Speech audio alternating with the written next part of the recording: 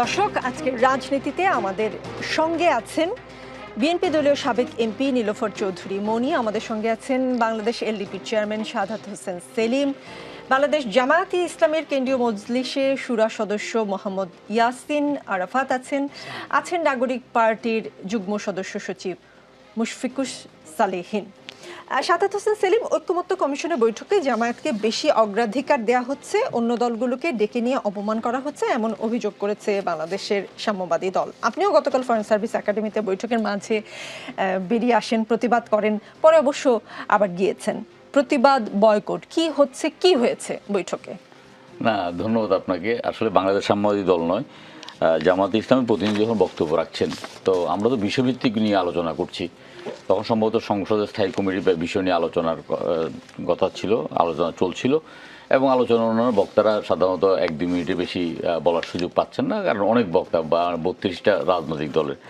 তো জামায়াতে ইসলামের যিনি ছিলেন, তিনি বিশেষ করে আপনার লন্ডনের বৈঠক, সেই বৈঠকের পরে এটা মানে রাজনীতিতে যে পরিবর্তন, তারপরে প্রধান উপদেষ্টা তার নিরপেক্ষতা হারিয়েছে এবং এই উপদেষ্টার পক্ষে একটা নিরপেক্ষ নির্বাচন সম্ভব নয়, তারপরে একটা বিএনপির দিকে ঝুঁকে গেছে, এইসব কথা বলতেছে। তখন আমি জাস্ট দাঁড়িয়ে আমি চেয়ারকে উদ্দেশ্য করে বললাম যে এখানে তো আপনার অপ্রাসঙ্গিক কথাবার্তা হচ্ছে।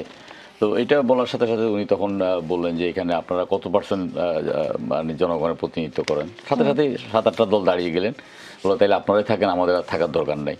তো তখন চেয়ার থেকে বলতে চাইছে আমরা এটা ব্যাপারটা বিবেচনায় নিলাম, তো আপনারা কেউ যাবেন না। তো ইতিমধ্যে গণফোরামের একজন প্রতিনিধি মাহবুব সাহেব তিনি বেরিয়ে গেছেন। তো আমি গিয়ে আবার উনি দিয়ে গেলাম যে গিয়ে সেখানে সংবাদ সম্মেলনে কথা বলছেন, সমস্ত সাংবাদিক ঘিরে ধরেছেন, আমি আবার ওনাকে নিয়ে আসতে গেলাম আর কি। নিয়ে আসতে যাওয়ার সময় খুব জোর করে ধরলো যে কিছু বলেন, তো আমি সামান্য দু একটা কথা বলে আমরা আবার চলে আসলাম মিটিংয়ে, এবং যথারীতি মিটিংটা আবার শুরু হয়েছে, এবং আমরা আবার সেই ঐক্যমত্যের কমিশনের মিটিংয়ে আমরা ঐক্যমত্য প্রতিষ্ঠার একটা প্রয়াস চালিয়ে যাচ্ছি।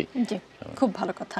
মোহাম্মদ ইয়াসিন আরাফাত, আপনারা বৈঠক করেছিলেন, ঐক্যমত্য কমিশনের বৈঠকটি বয়কট করেছিলেন, তারপরে প্রধান উপদেষ্টা আপনাদেরকে ফোন দিয়েছে, তো আপনারা আবার পরে বৈঠকে জয়েন করেছেন। তারপরে আপনারা জয়েন করার পর কয়েকটি দল থেকে অভিযোগ করা হচ্ছে যে আপনাদেরকে বেশ প্রাধান্য দেওয়া হচ্ছে এখন বৈঠকে। বিষয়টা কি এমন যে গোসা করলে খুব ইম্পর্টেন্স পাওয়া যায় পরবর্তীতে? আপনাদের লাভই হয়েছে?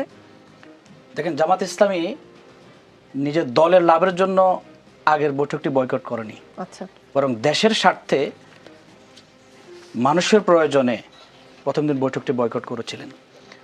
আর উপস্থিত যেহেতু সেলিম ভাই ছিলেন, তিনি বলেছেন সেখানে কি হয়েছিল, আমি ওখানে ছিলাম না। আমি মনে করি কথা বলার সুযোগ যদি জামাত ইসলামী প্রথম দিন পায়নি, দ্বিতীয় দিন হাজির হয়েছে, একটু 2-1 মিনিট সময় বেশি নিতেই পারে, নেওয়াটা স্বাভাবিক। সেখানে প্রতিবাদ না করে হয়তো দৃষ্টি আকর্ষণ করলে ভালো হতো। তো রাজনীতির সৌন্দর্য হচ্ছে পরমত সহিষ্ণুতা, অন্য দলকে শ্রদ্ধা জানানো। আমার বিশ্বাস জামাত ইসলামী ছোট হোক কিংবা বড় হোক, দেশের 24-এর বিপ্লবের পরবর্তী সময়ে যারা দেশের জন্য রাজনীতি করেন, স্বাধীনতার সার্বভৌমত্বের জন্য রাজনীতি করেন, তাদের পক্ষে তাদেরকে সম্মান করেন, শ্রদ্ধা করেন, সে দলগুলোকে আস্থার জায়গায় রাখেন। এখানে আগের দিন গোসা করেছে, বিষয়টা গোসা না বলে বয়কট। বাংলাদেশের সংসদে আমরা দেখি যদি স্পিকার সুযোগ ঠিকমতো না দেন, 1 ঘন্টার জন্য ওয়াকআউট করার নিয়ম বিভিন্ন সময় দেখি, বা আজকে ওয়াকআউট করেছেন, আগামীকাল সেখানে সংসদে আবার যোগদান করতে দেখি। আমরা একটা মেসেজ দিতে চেয়েছি, বাংলাদেশের সকল রাজনৈতিক দলের সাথে কথাবার্তা বলেই এপ্রিলে নির্বাচনের কথা প্রধান উপদেষ্টা ঘোষণা করেছিলেন। লন্ডনের বৈঠককে কিন্তু জামাত ইসলামী সাধুবাদ জানিয়েছে। এখনো পর্যন্ত জামাত ইসলামী ওই স্ট্যান্ডের উপর আছে যে আমরা বৈঠক নিয়ে কথা বলিনি, কিন্তু সেখানে নীতি নির্ধারণের পর্যায়ে যেটা ফেব্রুয়ারির কথা বলা হচ্ছে, এটা দেশে এসে, তিনি তো 2 দিন পরে চলে আসছেন, দেশে এসে আরও অন্যান্য রাজনৈতিক দলের সাথে কথাবার্তা বলে যদি ঘোষণা দিতে পারতেন, তাহলে এখানে বয়কট, গোসা কিংবা বিষয়টা আসতো না। আমরা মনে করছি, দেশের মানুষও মনে করছে, একটি দলের সাথে তথা বিএনপির সাথে কথা বলেই সেখানে ঘোষণা দিয়ে দেওয়া, এটা বিএনপির প্রতি এক্সট্রা অনুরাগ প্রকাশ করে, এবং তাদেরকে সন্তুষ্ট করতে গিয়ে তিনি করেছেন কিনা এটা তিনি ভালো জানেন।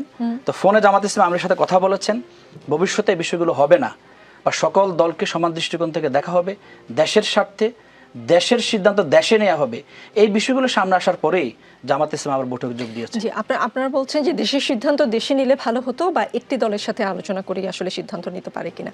আপনাদেরকে ইঙ্গিত করে বিএনপি মহাসচিব মির্জা ফখরুল ইসলাম আলমগীর বলেছেন, রাষ্ট্রনায়ক জনগণের শান্তির কথা চিন্তা করে কোনো বিভাজনে না গিয়ে, কোনো সংঘর্ষে না গিয়ে এই দুই নেতা মানে প্রধান উপদেষ্টা অধ্যাপক মোহাম্মদ ইউনূস এবং তারেক রহমান আমাদের একটা শান্তিপূর্ণ নির্বাচনের সুযোগ করে দিয়েছেন। এটা অনেকের পছন্দ হয় নাই, কারণ নির্বাচন হলেই তাদের বিপদটা কেমন, যে এখন নির্বাচনের আগে জামাত ইসলামের এক ধরনের দাম আছে, হয়তো নির্বাচন হলে সেই দামটা আর থাকবে না। প্রধান উপদেষ্টা লন্ডন সফরের আগে বিএনপির সাথে সরকারের এক ধরনের টানাপোড়েন প্রায় প্রকাশ্য ছিল, সেটা কিন্তু লন্ডন বৈঠকের পর কমে গিয়েছে। সকলে মিলে যখন এক ধরনের ঐক্যমতের চেষ্টা চালাচ্ছে, সেইখানে সরকারের প্রতি বিএনপির অবিশ্বাস বা বিএনপির প্রতি সরকারের অবিশ্বাস দূর হয়েছে লন্ডন বৈঠকের পর, দৃশ্যত তাই মনে হচ্ছে। এটাকে ইতিবাচক হিসেবে না দেখে জামায়াত বৈঠক বয়কট করেছে, সেইটা একটা সিগন্যাল ছিল, এবং জামায়াতে ইসলামী এখন বলছে যে একটা দলের সাথে আলোচনা করেই ফেব্রুয়ারিতে নির্বাচনের ঘোষণা দেওয়া হলো কিনা। ফেব্রুয়ারিতে নির্বাচনের কথা তো আপনাদের আমিরও বলেছিলেন। হ্যাঁ, তো এখন সকলে মিলে যদি শান্তিপূর্ণ একটা পরিবেশ তৈরি করতে চাই, সেখানে আপনাদের আপত্তির জায়গাটা কোথায়? আমাদের আপত্তি সেখানে না, আমরা তো আমাদের আপত্তিটা ক্লিয়ার করেছি। বিবৃতিতে জামাত বলেছে, সংবাদ সম্মেলনে জামাত বিষয়টা ক্লিয়ার করেছে। বৈঠকটা রাজনীতির বিউটি, এটা অবশ্যই বিগত 16 বছরে শেখ হাসিনা ফেসিবাদ কায়েম করার ক্ষেত্রে সবচেয়ে যেটাকে হাতিয়ার বানাতেন, যখন সংলাপের কথা আসতো তিনি বলতেন কাদের সাথে সংলাপ হবে, খুনিদের সাথে, এসে বলে সংলাপটাকে এড়িয়ে যেতেন। সংলাপ রাজনীতির সৌন্দর্য, সেই সৌন্দর্যটা রক্ষা করতে গিয়ে দেশের বিভিন্ন রাজনৈতিক দলকে বিব্রত করা হয়েছে যৌথ বিবৃতি। আমরা যৌথ বিবৃতির কথা সেখানে বলেছি, আমরা কিন্তু সংলাপে সাধুবাদ জানিয়েছি।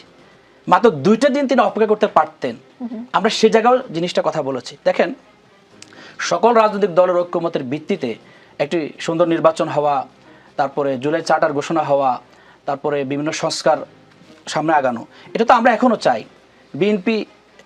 বিএনপি ডিসেম্বরের নির্বাচনে যে দাবি তারা তুলেছিল সেখান থেকে ফেব্রুয়ারিতে এসেছে, এটাকে আমরা সাধুবাদ জানাই। যেখানে বিএনপির নেতারা বলেছেন ডিসেম্বরের নির্বাচন না হলে বাংলাদেশ আর কখনো নির্বাচন হবে না। আমি তো বিশ্বাস করি এই ধারা থেকে তারা ফিরে আসছেন, ফেব্রুয়ারিকে মেনে নিয়েছেন, এটা তারা সাধুবাদ পাওয়ার যোগ্য। আমরা কিন্তু বিএনপির সমালোচনা আমরা করিনি, আমরা করেছি রাষ্ট্রের পলিসি, রাষ্ট্রের পদ্ধতিগত জায়গা থেকে। আজকে আপনি লন্ডনে গিয়ে একটা ঘোষণা দিলেন, আগামীকাল আমেরিকায় গিয়ে আরেকজনকে সন্তুষ্ট করার জন্য ঘোষণা দিতে পারেন, আমেরিকায় গিয়েও থাকে নাকি? এটা তো হতে পারে না, কথার কথা বলছি। এই জন্য রাষ্ট্রের পদ্ধতি, সিস্টেম, নীতিগুলো আগে যেরকম সকল দলের সাথে কথাবার্তা বলে হয়েছিল, 2টা দিন অপেক্ষা করে দেশে এসে তিনি করতে পারতেন। আমরা সে জায়গায় প্রতিবাদ জানিয়েছি, এটা একটা দৃষ্টান্ত স্থাপনের জন্য। জি, নীলুফার চৌধুরী মনি আজ দুপুরে সেনানিবাসে আয়োজিত সংবাদ সম্মেলনে বিভিন্ন প্রশ্নের উত্তর দেন মিলিটারি অপারেশনস ডিরেক্টরেটের স্টাফ কর্নেল মোহাম্মদ শফিকুল ইসলাম। যেহেতু সেনাবাহিনী মাঠ পর্যায়ে কাজ করছে, সেহেতু সেনাবাহিনী নির্বাচনের প্রস্তুতি নিচ্ছে কিনা সাংবাদিকরা এমন প্রশ্ন করলে তিনি উত্তর দেন, এখনো সরকারের পক্ষ থেকে অফিসিয়াল কোনো নির্দেশনা প্রাপ্ত হয়নি, তবে সরকারের নির্দেশনা অনুযায়ী আমরা নির্বাচন সংক্রান্ত দায়িত্ব পালন করব। সরকারের পক্ষ থেকে অফিসিয়াল নির্দেশনা পায়নি সেনাবাহিনী। নির্বাচন হচ্ছে তো ফেব্রুয়ারিতে, বিএনপি যেভাবে বলছে ফেব্রুয়ারিতে নির্বাচন আসলেই হচ্ছে। ধন্যবাদ আপনাকে, যারা শুনছেন আমার শুভেচ্ছা, অভিনন্দন, আমার সহ আলোচক বৃন্দকে শুভেচ্ছা। বিএনপি একটা গণতান্ত্রিক দল এবং নির্বাচনমুখী দল। দেশের জনগণের, প্রত্যেকটা জনগণের পালস নিয়ে বিএনপি কাজ করে। সেখানে বিএনপি সরকার যখন বলেছে, আলাদাভাবে গুরুত্ব দিয়েছে, গুরুত্ব সহকারে বলেছে, সরকার নিজেই এপ্রিলে চলে গিয়েছেন, আবার নিজেই সরকার ফেব্রুয়ারি নাগাদে একটা ঘোষণা এসছে, যৌথভাবে ঘোষণাটা যখন হয়েছে, তখন বিএনপি তো এটা মনে করা স্বাভাবিক, গণতান্ত্রিকভাবে একটা ইন্টারিম গভর্নমেন্টকে যখন প্রায়োরিটি দেওয়াই হয়েছে তাকে ক্ষমতায় রেখে, তখন বিএনপি ভাবতেই পারে, এবং বিএনপি যেটা ভাবলো জনগণের সাথে, পালসের সাথে মিল রেখেই বিএনপি এই কথাটা চিন্তা করে এখন পর্যন্ত ওয়েট করছে। ফেব্রুয়ারি আসা এখনও 8-9 মাস 10 মাসের মতো দূরে আছে। সেইখানে ইএসপিআর যে কথাগুলো বলেছেন, সেটা ইএসপিআর হয়তো সময় মতো মেসেজটা পাবে, আমরা আশা করছি। বিএনপি যদি এখানে নেগেটিভ কিছু হয়, আপনার সাংবাদিক অনুসন্ধিৎসা আপনার থাকবে, এটাই স্বাভাবিক। যদি এরকম হয় তো জনগণ তো দেখলো, জনগণ তো জানলো বিএনপি গণতন্ত্রের জন্য সর্বোচ্চ ছাড় দিতে চায় এবং পারে এবং দেয় বলেই বিএনপি বিগত দিনেও বিশ্বাস করেছে এই সরকারকে, এবং বলেছে আমাদের নেতা জনাব তারেক রহমান, এই সরকার আমাদের সরকার, এই সরকারকে কোনোভাবেই ব্যর্থ হতে দেওয়া যাবে না। তারপরেও যদি ব্যর্থ হয় তাহলে আমাদের কিছু করার থাকবে না। তো সেই জায়গায় ব্যর্থ না হতে দেওয়ার জন্য সর্বোচ্চ চেষ্টা করছে, কারণ বিএনপি ডিসেম্বরের মধ্যেই নির্বাচন চেয়েছিল, আপনিও জানেন, সবাই জানে। তারপরেও দেশের স্বার্থে, জনগণের স্বার্থে, এবং যাতে কোনো রকম আপনার চরমভাবে একটা এত বড় আন্দোলনের পরে আর কোনো আন্দোলন না হয়, আর এটা নিয়ে যেন কোনো রকম রাজপথ আবার রক্তাক্ত না হয়, সেই জন্য বিএনপি কিন্তু দুইটার মাঝখানে ফেব্রুয়ারিতে এসে এক কথা বিএনপি কিন্তু রাজি হয়েছে। এটা রাজনীতি শেষ বলতে যে শব্দ নেই, এটাই তার প্রমাণ করেছে, এবং এটাই বিউটি গণতন্ত্রের। তো সেইখানে রাজি হয়েছে। রাজি হওয়ার পরে যদি সরকার যা করছে, যেমন ধরেন নির্বাচন কমিশন কয়েকদিন আগে, 2-3 দিন আগে বলেছে যে এটা এই মুহূর্তে সে একা কিছু করতে পারে না, রাষ্ট্রের কাছ থেকে সে কোনো মেসেজ পায় না। আজকে ইএসপিআর ঠিক একই সেম কথাই বললেন।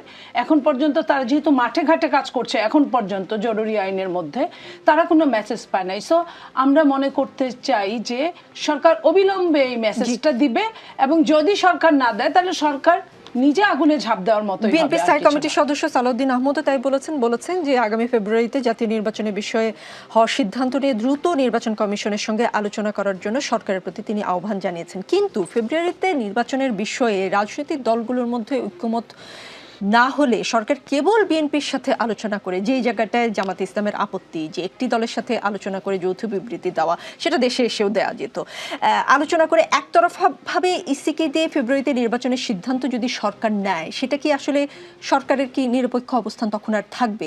আপনারা ডিসেম্বরের দাবিতে অনড় ছিলেন, এখন ফেব্রুয়ারি যেভাবে বলছেন একটা মাস, এখনো কিন্তু সরকার কোনো আনুষ্ঠানিক ঘোষণা দেয়নি যে ফেব্রুয়ারিতেই নির্বাচন, কিন্তু ফেব্রুয়ারির কথা বলে আপনারা ইসিকে জানাতে বলছেন, আপনারা বলছেন যে মানে ফেব্রুয়ারিতে নির্বাচন না হলে, যেমন মির্জা ফখরুল ইসলাম আলমগীর বলেছেন আগামী বছরের ফেব্রুয়ারিতে জাতীয় সংসদ নির্বাচনের ঘোষণা অনেকের পছন্দ হয় নাই, কারণ নির্বাচন হইলেই তাদের বিপদ, জামাতকে ইন্ডিকেট করে বলেছেন। আপনারা একেবারে ডেফিনেট ভাবে ফেব্রুয়ারির কথা কি করে বলছেন? আমরা ডেফিনেট ভাবে এই কথাটা বলছি না, আমরা আবারও বলছি আপনাকে যে আমরা বিশ্বাস করে আমরা আছি এখন পর্যন্ত।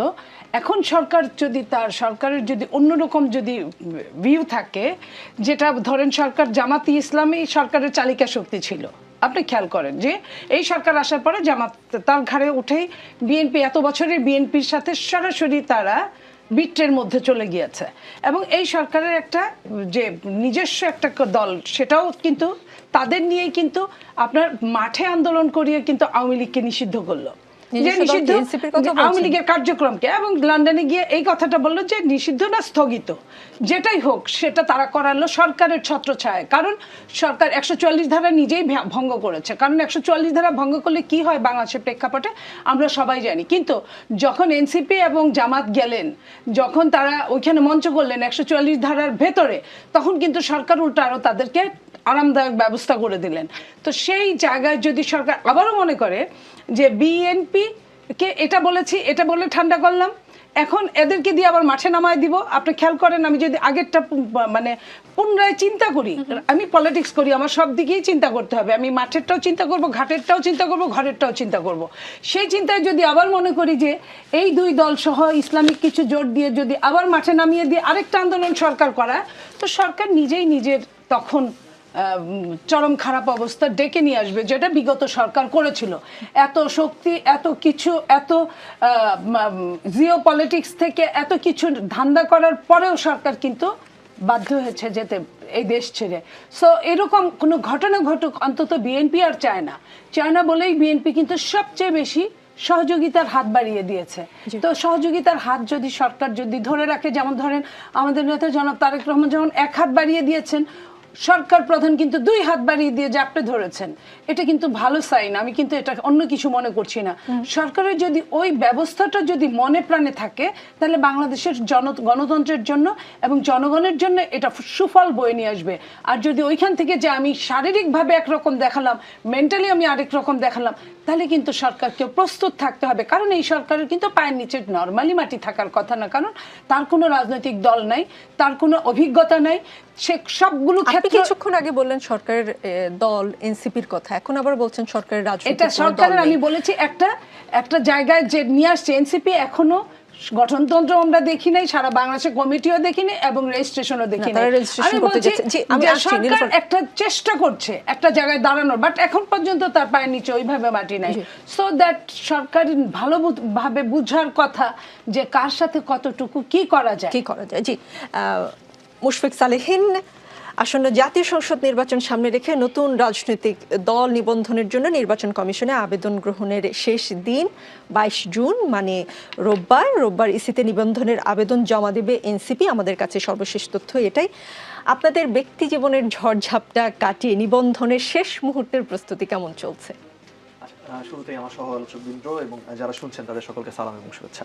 আমাদের কাজ বেশ দ্রুত গতিতে এগিয়ে চলেছে। শেষ মুহূর্তের ব্যস্ততা এখন খুবই চলছে, কেননা হাতে সময় খুব কম, কিন্তু আমাদের যেই শর্তগুলো পূরণ করা লাগে, যতগুলো কমিটির প্রয়োজন হয়, সেই কমিটিগুলো আমাদের কাছে চলে এসেছে, ঘোষিত হয়েছে, এবং বিভিন্ন এলাকার যে সদস্যরা তাদের যেই ব্যক্তিগত ডিটেলস, এনআইডি কার্ড থেকে শুরু করে যেগুলো প্রয়োজন হয়, সেগুলো আমাদের কাছে চলে এসেছে। এখন আমরা সেগুলো লিপিবদ্ধ করে ফাইলটা আকারে যেই শর্তগুলো যেভাবে করে নির্বাচন কমিশনের কাছে জমা দেওয়া লাগে, সেই কাজটা এখন শেষ মুহূর্তের কাজ চলছে।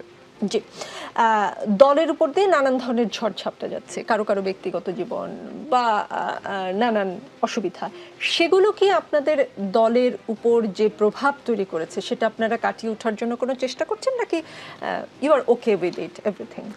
আমরা মনে করি না যে দলের উপর ঝড়ঝাপটা যাচ্ছে, কারণ আমরা তো একটা বড় দল গঠন করতেই চাচ্ছি, এবং আমাদের কেন্দ্রীয় কমিটি প্লাস আমাদের পুরো বাংলাদেশ জুড়ে যেই সমর্থকবৃন্দ রয়েছে তাদেরকে একটা সাংগঠনিক কাঠামোর মধ্যে নিয়ে আসার চেষ্টা করছি। তো এইখানে দু একটা বিষয়ে দু একজনের নিয়ে নানা রকম বিতর্ক থাকবে, এটি আসলে আপনার বাস্তবতা। রাজনীতিতে চলমান পথে এরকম নানা রকম ইস্যু সামনে আসবে, সেটা রাজনীতির আসতে পারে, ব্যক্তিগত আসতে পারে, সামাজিক আসতে পারে। সেগুলো কিভাবে আমরা ডিল করছি, সেগুলো কিভাবে কাউন্টার করে এগিয়ে যাচ্ছি, সেটাই আমাদের ম্যাচুরিটির প্রমাণ দিবে, বা রাজনৈতিক দল হিসেবে আমরা দাঁড়াতে পারবো কিনা সেটার স্বাক্ষর রাখবে আর কি। সেই আপনাদের দলের আহ্বায়ক নাহিদ ইসলাম বলেছেন কয়েকটি রাজনৈতিক দল জাতীয় সাংবিধানিক কাউন্সিল বা এনসিসি গঠনের বিপক্ষে মতামত দিয়েছে। আমরা বলতে চাই, যারা এনসিসি গঠনের বিপক্ষে তারা মূলত ফ্যাসিবাদী কাঠামোয় থেকে যেতে চান। কেন আপনাদের মনে হচ্ছে, কেন সকলে মিলেই তো আপনারা ফ্যাসিবাদী কাঠামোর বিরুদ্ধে আন্দোলনটা করেছেন, কেউ ফ্যাসিবাদী কাঠামোয় থেকে যেতে চান, এরকম কেন মনে হচ্ছে এনসিসির বিপক্ষে গেলে? এটা এনসিসির বিপক্ষে গেলে তার কারণটা হচ্ছে, কালকে কিন্তু আমাদের আহ্বায়ক ঐকমত্য কমিশনের বৈঠকে তিনি কিন্তু তার বক্তব্যে স্পষ্ট করেছেন যে স্পেসিফিক্যালি